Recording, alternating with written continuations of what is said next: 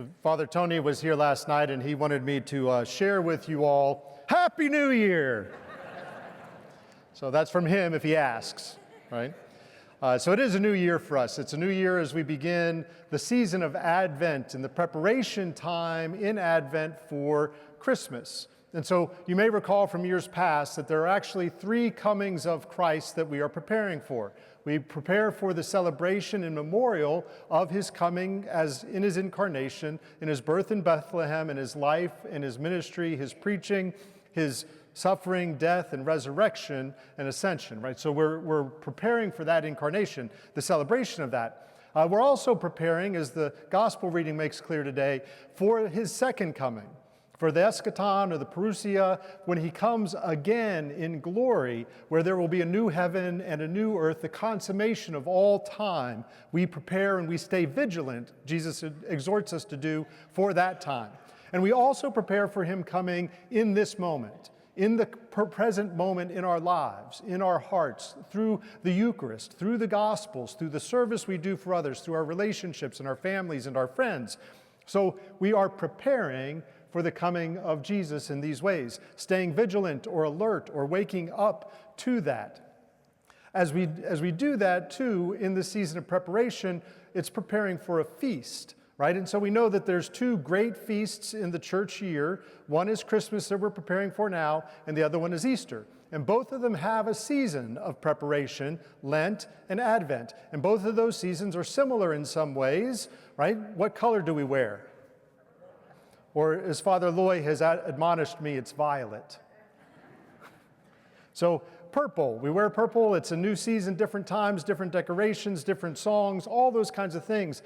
And every great feast, whatever we're going to feast on in life, is made all the better by a period of preparation, by some period of some kind of abstinence, so that when we enter into the feast, it's one of full joy and full appreciation for that. So we are preparing in that way.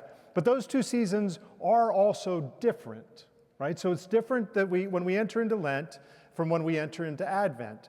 So Lent is more of a penitential season, right? It's a season where we are calling to mind our sins, our need for conversion, our need for adherence to the great mystery we'll celebrate in the suffering, death, and resurrection of Jesus. In the Advent season, it is really more about joy, about anticipation, about expectation, and about the light being born into the world. So when we start Lent, what do we start with? Ashes, right? When we start Advent, what do we start with? A lit candle on the Advent wreath, right? It's the light coming into the world that we are preparing for and anticipating. It's also, for us in this season of joy and anticipation, a time for us to really reflect upon not just our own personal journey, but about the whole world. We see the tribulations all around us, the difficulties, the challenges, and the hope for that world is the fulfilled promise of Jesus Christ. His promise in the past, his promise in the future, his promise in this moment with us. And so we enter into this season of preparation for that great celebration of the incarnation of Christmas. As we come here today, we're also mindful from the gospel reading and the second reading of the need for our hearts to be changed, to be opened, to become awake.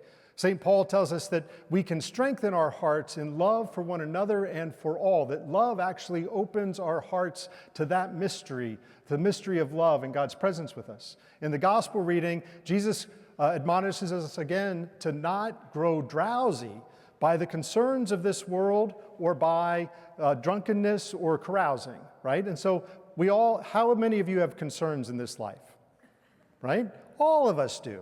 Right? There's always challenges, and sometimes we try to distract from those anxieties by entering into other things, right? Jesus mentions carousing and drunkenness, but for us it might be throwing ourselves into our work. It might be perfectionism. It might be scrolling through social media. There are many ways in which we might try to distract ourselves from embracing the cross, from embracing the life of God within us. And so those things make our hearts the very core of who we are, the very place where we are most authentic, where we are made for love and to be loved, that we become drowsy, right? So Advent is a season of waking up our hearts, of opening our hearts just a little bit to the mystery and the grace of God in our world and in our lives.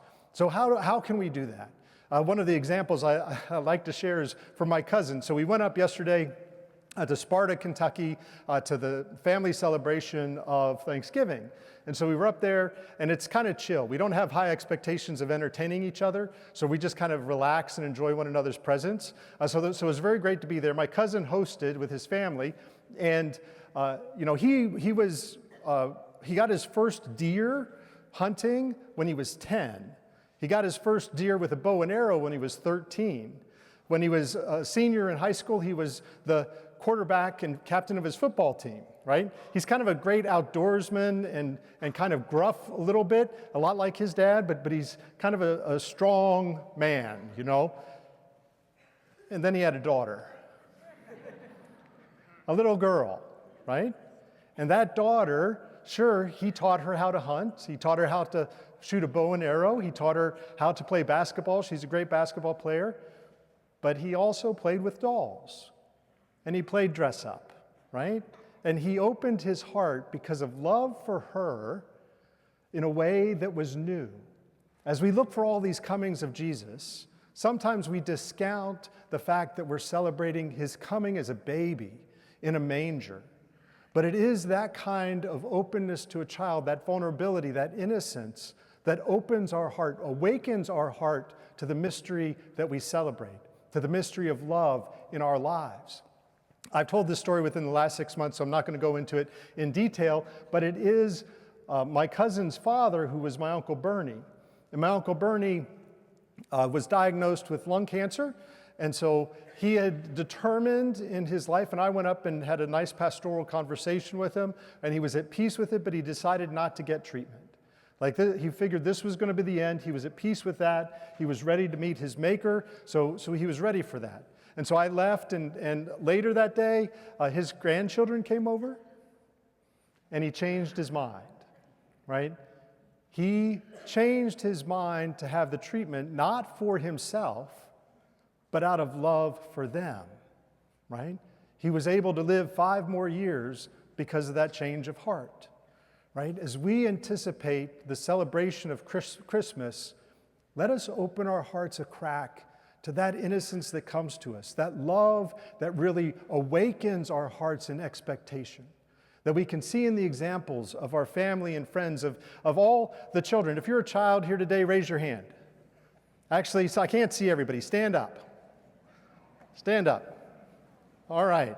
If you're a child today, thank you for being here. You are our inspiration for this season. You can sit down.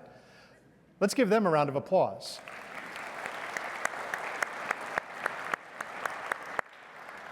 We appreciate you, and not just because you're here, but because you inspire us. You give us an idea of what it means to have a childlike faith. You open us up to a great mystery, to a wonder. How many of you have thrown a snowball today? Right? You've already done it. That's great. That's awesome. How many adults have thrown a snowball today? That's even better. We need that inspiration to wake up our hearts to the expectation of Jesus' coming. That expectation that we will celebrate as a baby born in a manger, that we look forward to with vigilance in his second coming, but also in this moment within our hearts, that the cold, the hardness will melt away, and we can enter into Christmas with true joy and expectation.